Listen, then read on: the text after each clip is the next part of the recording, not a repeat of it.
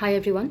এই ভিডিওটা তাদের জন্যে যারা আমাকে সামহাউ ইনিয়ে বিনিয়ে এটা বলার চেষ্টা করেন যে হঠাৎ এত টপিক থাকতে আমি নারীবাদ বা ফেমিনিজম নিয়ে এত ভিডিও করার কেন কথা ভাবলাম। মন দিয়ে শুনবেন। সো আজকে কি হয়েছে জানেন? আজকে সুপ্রিম কোর্ট অফ ইন্ডিয়া থেকে দুজন সুপ্রিম কোর্টের justice B R Gavai and justice Augustine Masih, তারা হাইকোর্টের দুজন জাজকে সুপ্রিম কোর্টের এই দুজন জাজ ঝেড়েছেন। কী উদ্দেশ্যে ঝেড়েছেন, কী কারণে শুনলে অবাক হবেন অথবা হবেন না।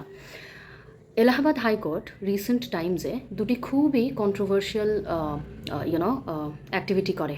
একটা হচ্ছে প্রথমত একটা এলিজিড রেপ কেসের জাজমেন্টের সময় বা সেটা নিয়ে মুভ করার সময় জাস্টিস সঞ্জয় কুমার সিং একটা মন্তব্য করেন যে যে এলিজিড রেপিস্ট সে নাকি রেপটা করতে গেছিল বা করার সুযোগ পেয়েছিল কারণ নারীটির সাথে তার একটা পাবে বা রেস্টুরেন্টে বারে দেখা হয়েছিল এবং নারীটি ইনভাইট করেছিল এই বিপদটা।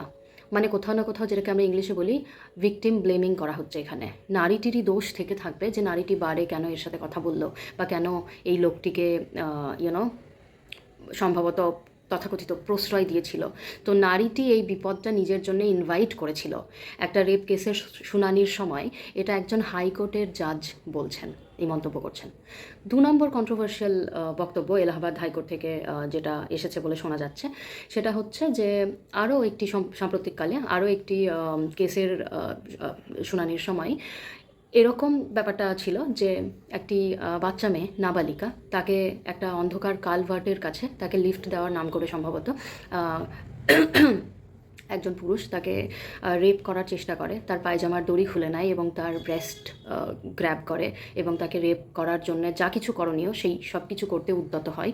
কিন্তু থ্যাঙ্কফুলি আরও কিছু লোক এসে পড়াতে মেয়েটি মানে সামহাউ জাস্ট খুবই শেষ মুহূর্তে আর কি বেঁচে যায়। এবং এই কেসটির শুনানির সময় এলাহাবাদ হাইকোর্টের জাস্টিস রাম মনোহর নারায়ণ মিশ্রা তিনি একটি মন্তব্য করেন যেখানে তিনি বলেন যে এই পায়জামার দড়ি টেনে খুলে নেওয়া বা ব্রেস্ট টিপে ধরা এইগুলি যথেষ্ট নয় রেপের ইন্টেনশন প্রমাণ করার জন্যে। শান্তভাবে ভেবে দেখুন, এই জাজমেন্ট দুটি দিয়েছেন হাইলি কোয়ালিফাইড হাইকোর্টের দুজন জাজ এবং তারা তার জন্যে রীতিমতো বলতে গেলে বকা খেয়েছেন সুপ্রিম কোর্টের জাজদের দ্বারা। এই বকাটা তারা খেতেন না যদি না নারীবাদী মানুষেরা, ফর এক্সাম্পল একজন সিনিয়র অ্যাডভোকেট শোভা গুপ্তা, তার মতো নারীবাদী অন্য ফিমেল লয়ার বা অ্যাডভোকেটরা তারা যদি র্যালি না করতেন, তারা যদি এই বিষয়টার পেছনে উঠে পড়ে না লাগতেন, তাদের যদি এই জাজমেন্টগুলো সমস্যাজনক, এই মন্তব্যগুলো সমস্যাজনক না মনে হতো, তাহলে এবার শান্তভাবে ভাবার চেষ্টা করুন। শিক্ষিত হলেই তথাকথিত ভালো মানুষ বা মানবদরদী মানুষ হলেও তার নারীবাদের জ্ঞানের অভাবে তাদের মুখ থেকে হেন কন্ট্রোভার্সিয়াল নারী বিরোধী কথা বেরোতে পারে যেটা আমাদের সমাজে একটা রেপ কালচারকেই প্রমোট করতে পারে। ভেবে দেখুন, একটি বাচ্চা নাবালিকা মেয়েকে রেপ করার জন্য তার পায়জামা টেনে ছিঁড়ে দেওয়া হচ্ছে, তাকে ব্রেস্টে গ্র্যাব করা হচ্ছে, কিন্তু বলা হচ্ছে না এটা তো যথেষ্ট রেপ মনে হচ্ছে না, এটা তো রেপ হব হচ্ছিল, রেপ তো হয়নি। এটা একটা শিক্ষিত জাজ বলছেন। এবং প্রথম উদাহরণটা যে একটি মেয়ের সাথে তার রেপিস্টের যদি কোনো বারে, কোনো পাবে, কোনো এইরকম সো কল্ড একটু লাক্সুরিয়াস ইন্ডালজেন্ট জায়গাতে দেখা হয়, তাহলে ধরে নিতেই পারি আমরা যে মহিলাটি নিশ্চয়ই একটু আশ্রয় দিয়েছিল, একটু প্রশ্রয় দিয়েছিল, তাই জন্যই রেপটা করে ফেলেছে বেচারা ছেলেটি নিজেকে কন্ট্রোল করতে না পেরে। ভাবার চেষ্টা করুন, আমি আবারও বলছি, শান্তভাবে ভাবুন। শিক্ষিত মানুষেরা, এক্ষেত্রে পুরুষ জাজেরা হেন বক্তব্য দিচ্ছেন ভরা মেহফিলে হাইকোর্টে। এবং আমাদের সমাজে আপনারা শুনলে অবাক হবেন না, আমি জানি অনেকেই আপনারা জানেন যে হেন বক্তব্য শুধু এদের নয়, অনেকেই আমরা এই মতবাদেই বিশ্বাসী। আমরা কনসেন্ট বলে কিছু একটা জিনিস হয় সেটা আমরা জানি না, কনসেন্ট নিয়ে আমি একটা ভিডিও করবো পরে। বা আমরা এইটা জানি না যে এই যে রেপের যে উদ্দেশ্য, এই যে ইন্টেনশন, সেটা কেউ পায়জামা ধরে ছিঁড়ে দেওয়া তো অনেক দূরের কথা, কেউ যদি ভুলভাবে তাকায় এবং ভুলভাবে একটা কুপ্রস্তাব দেয় তাহলেও প্রমাণিত হতে পারে। মানে নারীবাদ বা ফেমিনিস্ট সেন্সিবিলিটি নিয়ে কত কম, মানে কত অজ্ঞতা থাকলে, কত কম জ্ঞান থাকলে, কত কম সেন্সিটিভিটি থাকলে, নারীবাদ নিয়ে কত কম শিক্ষা থাকলে এত সুশিক্ষিত মানুষেরাও হেন কথা বলতে পারেন। এটাই আমার আমার খুব অবাক লেগেছে, আমি খুব হার্ট হয়েছি। বাট থ্যাঙ্কফুলি সুপ্রিম কোর্ট আমাদের মুখ রক্ষা করেছে।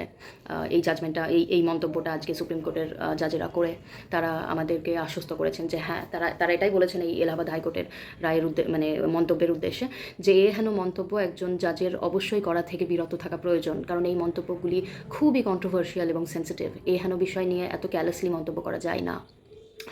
সো দ্যাটস ইট, মানে জাস্ট এটাই আবারও আমি মনে করিয়ে দিতে চাই যে শুধু মানবতা নিয়ে বড় বড় কথা বললে, শুধু শিক্ষিত হলে, ডিগ্রি নিলে, কোনো একটা ভালো ফার্মে, ভালো কোম্পানিতে বা ভালো সরকারি একটা চাকরি করলে সুশিক্ষিত ডিগ্রিধারী মানুষেরা যেটা বলেন যে না নারীবাদ ফারিবাদ কী, ওসব তো লাগবে না, এমনিতেই আমরা শিক্ষিত, আমরা বুঝি, অত ওসব করতে হবে না।